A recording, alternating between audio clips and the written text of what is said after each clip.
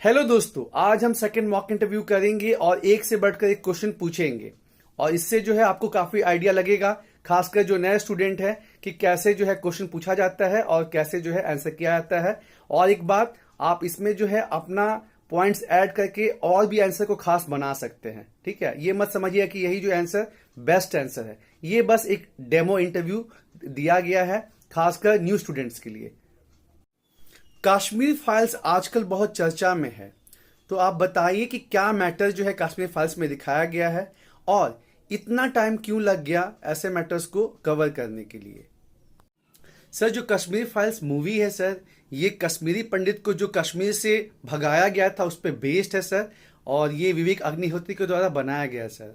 चूंकि सर बॉलीवुड जो है वो पब्लिक के मतलब पसंद को देखते हुए बस हीरो हीरोइन इस पे फोकस था। और पिछले हम कह सकते हैं कि सर 7-8 सालों में जो है इसमें एक बदलाव आया है। चूंकि हमारे यहाँ जो है लोगों की जो सोच समझ है उसमें सर काफ़ी ज़्यादा जो है मतलब बदलाव देखने को मिल रहा है। उनका जो चॉइस है उसमें भी काफ़ी चेंज आया है। वो भी जो है मोनोटोनस वही हीरो हीरोइन वाले चीज़ों से जो है सर पक गए हैं। उनको सर जो है बायोग्राफी और जो चीज़ें हो रही हैं देश विदेश में उनमें ज़्यादा इंटरेस्ट आने लगा है। तो सर उस चीज़ को ध्यान में रखते हुए डायरेक्टर ने भी एक ऐसा मैटर जो काफ़ी टाइम से मतलब दबा हुआ था उसको सर दिखाया है और ये लोगों के बीच में काफ़ी ज़्यादा पसंद किया जा रहा है सर। झारखंड में नक्सलिज्म एक बहुत बड़ी समस्या रही है, तो बताइए क्या रीजन है इसके होने के और साथ ही साथ सरकार ने कैसे इसको कंट्रोल किया है, क्या क्या कदम उठाए गए हैं। सर, झारखंड के डेवलपमेंट में नक्सलिज्म एक बहुत बड़ा ऑब्स्टेकल बना सर। और ये नक्सलिज्म आया क्यों? क्योंकि सर जो यहाँ के लोग हैं उनके लिए जंगल, जमीन, जल काफ़ी इंपॉर्टेंट है। और ये जो है मिनरल रिच स्टेट है, तो इंडस्ट्री सेटअप के लिए, डैम बनाने के लिए, कोल माइंस के लिए जो है उनको डिस्प्लेस किया गया, उनको उनका अधिकार नहीं मिला। जो लैंड रिफॉर्म्स हुए, भूमि सुधार जो हुए वो प्रॉपर ढंग से नहीं हुए और इस वजह से जो है काफ़ी गरीबी हुई और फाइनली उनको हथियार उठाना पड़ा सर। लेकिन विथ पैसेज ऑफ टाइम उनका जो है फिर इवन दो गवर्नमेंट ने डेवलपमेंट करना चालू कर भी दिया तो भी जो है वो लोग ने नक्सलिज्म को एज ए मीन इस्तेमाल किया। ठीक है, ये तो बोलिए कि सेंट्रल गवर्नमेंट और जो स्टेट गवर्नमेंट है दोनों ने मिलके टू वे अप्रोच अपनाया कि एक जो है हथियार का जवाब हथियार से, साथ ही साथ जो एरिया बैकवर्ड है वहां पे education, health, food security ensure किया, डेवलपमेंटल कराया, वहां पे डेवलपमेंट कराया सर वहां पे। तो उसकी वजह से जो है अब नक्सलिज्म काफी हद तक जो है वो कम हुआ है सर। और केवल झारखंड में नहीं, पूरे ऑल ओवर इंडिया में sir. Ministry of home affairs का ये मानना है कि जहां 2010 में 90 डिस्ट्रिक्ट सिवियरली अफेक्टेड थे वो घट के सर 41 डिस्ट्रिक्ट हो गया है 2020 में सर।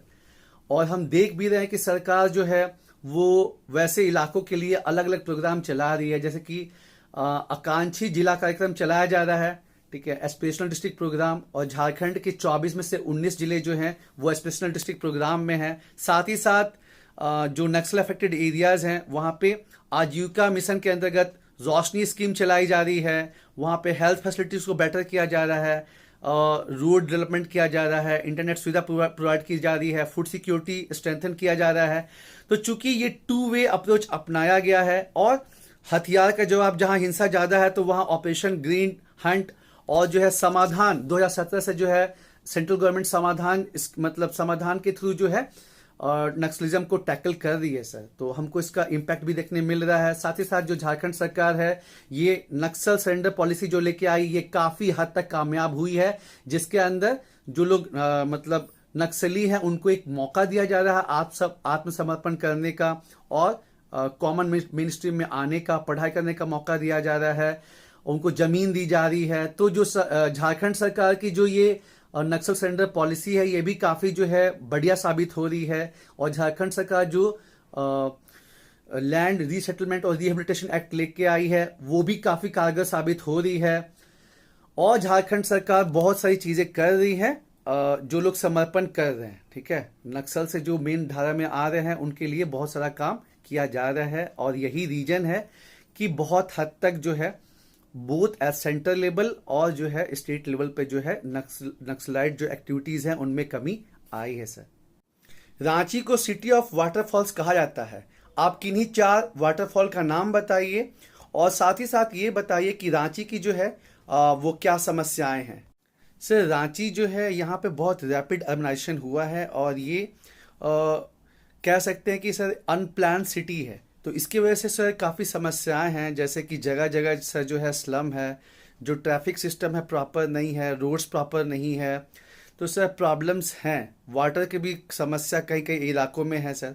तो चूंकि ये अनप्लान सिटी है सर, काफ़ी प्रॉब्लम्स हैं, लेकिन सर चूंकि रांची को स्मार्ट सिटी में सिलेक्ट किया गया है और जो स्टेट गवर्नमेंट है उस भी काफ़ी फोकस कर रही है, तो हम ये होप कर सकते हैं कि आने वाले टाइम में जो है सर यहाँ पे सर प्रॉपर जो है डेवलपमेंट रहेगा। और जहाँ तक सर वाटरफॉल की बात है सर, यहाँ पे सर हुंडरू फॉल है, जोना फॉल है, पंचघाघ है, दसम फॉल है और यहाँ पे टूरिस्ट प्लेस काफ़ी ज़्यादा है सर, और जो इसका टेम्परेचर है वो भी कंपेरेटिवली सर जो है कूलर है।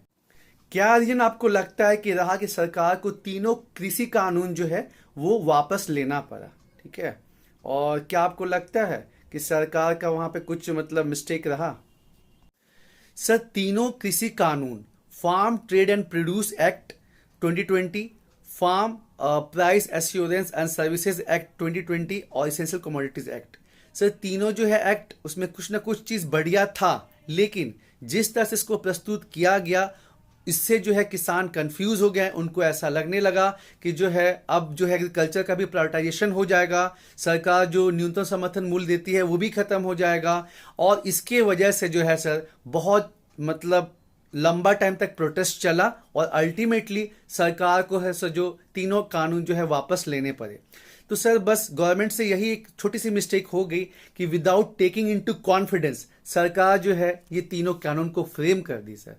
सर जो इंडिया है सर यूरोप नहीं है सर, और लोगों का जो अवेयरनेस है उस लेवल का नहीं है, तो चीज़ों को जो है सिंपल तरीके में अगर हम प्रेजेंट करेंगे और थोड़ा जो भी स्टेक होल्डर्स हैं उनके साथ कंसल्टेशन करेंगे, उनको भी डिसीजन मेकिंग में करेंगे, जो कि एक गुड गवर्नेंस का एक इंपॉर्टेंट पार्ट है सर, तो हमारे जो लॉज हैं सर वो प्रॉपर तरीके से इम्प्लीमेंट होंगे। क्योंकि एक तबका जो है वो अपने राइट्स के बारे में अवेयर नहीं है, उतना जो है अवेयरनेस लेवल नहीं है सर, तो होता क्या है सर कि कंफ्यूजन क्रिएट हो जाता है, चीज़ें ठीक से समझ में नहीं आती हैं और फिर जो है प्रॉब्लम क्रिएट होता है।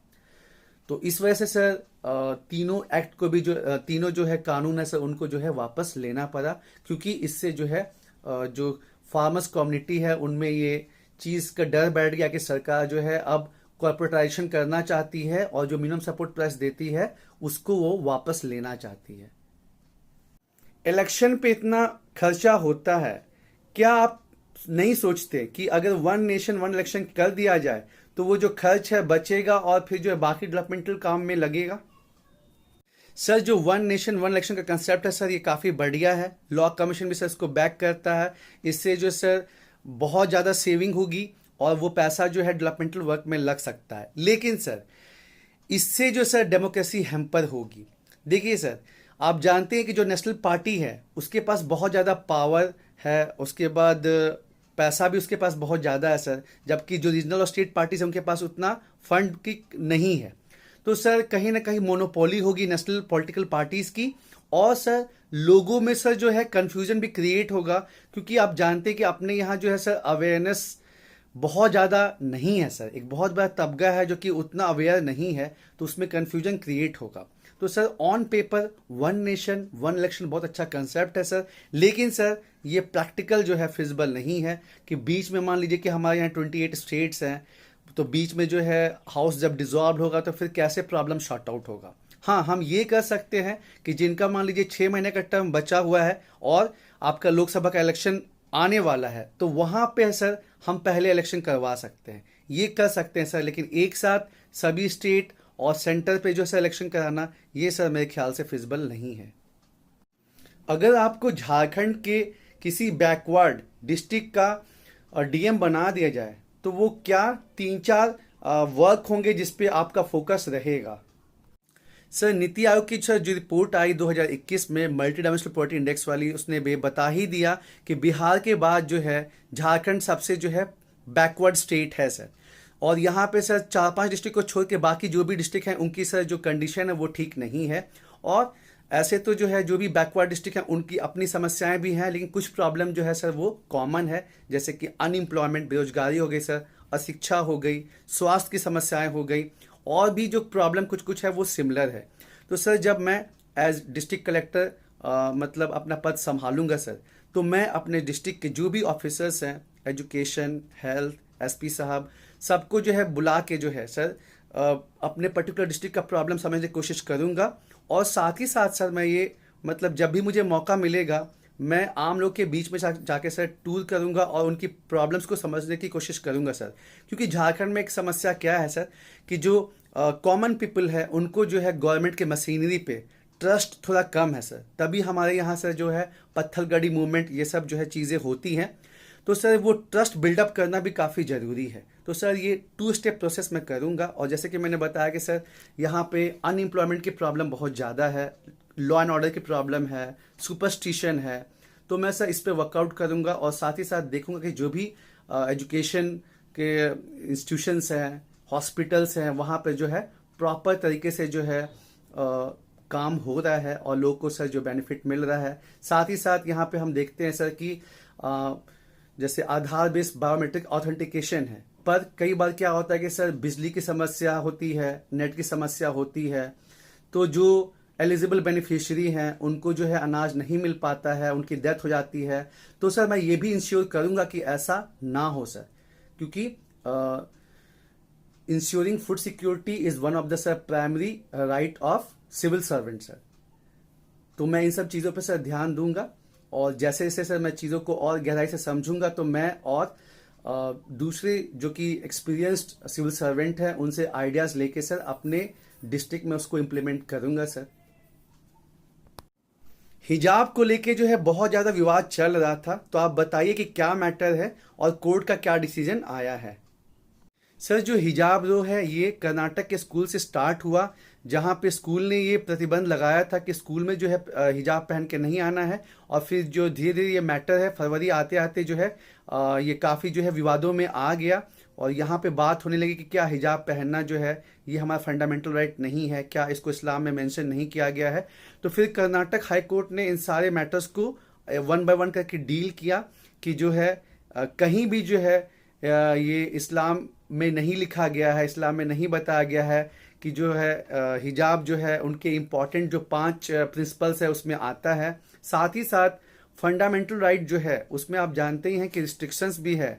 आपको जो है आर्टिकल 21 में राइट टू चॉइस है, लेकिन आपको वहाँ जो है देखना है कि पब्लिक ऑर्डर जो है, मोरालिटी जो है, हेल्थ, वो आपका रिस्ट्रिक्शन बेसिस बनता है। और स्कूल में तो सर जानते हैं कि रूल्स रेगुलेशन जो रहता है उसको फॉलो करना सबको होता है, चाहे वो किसी भी कास्ट या रिलीजन के हों। तो फिर कर्नाटक हाई कोर्ट ने मतलब जो स्कूल का ये डिसीजन था कि हाँ मतलब हिजाब को नहीं पहनना, इसको सही ठहराया है। और सर इसमें ना तो फंडामेंटल राइट का वायलेशन हो रहा है और ना ही जो इस्लाम में प्रिंसिपल्स दिए गए हैं 5 उनका वायलेशन हो रहा है सर। तो ये सर जब कर्नाटक हाई कोर्ट ने इसको सही दिया है तो सर कहीं ना कहीं ये एज पर कॉन्स्टिट्यूशन ही सर है और सही है सर। आपने 5 साल आईटी फर्म में काम किया है, फिर आप क्यों जो है वो सिविल सर्विसेज में आना चाहते हैं। आईटी फर्म में तो काफ़ी मौका मिलता है अब्रॉड जाने का, अच्छा पैकेज अर्न करने का और बेटर क्वालिटी ऑफ लाइफ मतलब जीने का। तो फिर जो है आप झारखंड जैसे बैकवर्ड स्टेट में क्यों आना चाहते हैं। सर आपने सही कहा कि आईटी फर्म में काम करते हुए मुझे बहुत अच्छी अपॉर्चुनिटीज़ थी कि मैं अब्रॉड जाऊं और वहां सेटल भी हो सकता था सर। लेकिन सर मैं ये फील करता हूं सर कि जब झारखंड जैसे एरिया को बिलोंग करते हुए मैं इतना फॉर्चुनेट हूं कि मैं इतना आगे पढ़ सका, इतना चीज़ों को जान सका, तो सर मेरा ये फ़र्ज बनता है कि मैं इस सोसाइटी को, अपने स्टेट को कुछ गिव बैक कर सकूं और जो लोग कैपेबल उतने नहीं हैं उनके लिए कुछ कर सकूं सर। इसलिए मुझे ये ठीक लगा कि मैं जो है सिविल सर्विसेज में आऊं और जो है लोगों के लिए कुछ कर सकूं सर। और जो यहाँ का प्लेटफॉर्म है वो सर बहुत बड़ा है और हम लोग यहाँ से काफ़ी चेंजेस ला सकते हैं कॉमन पीपल के लाइफ में सर।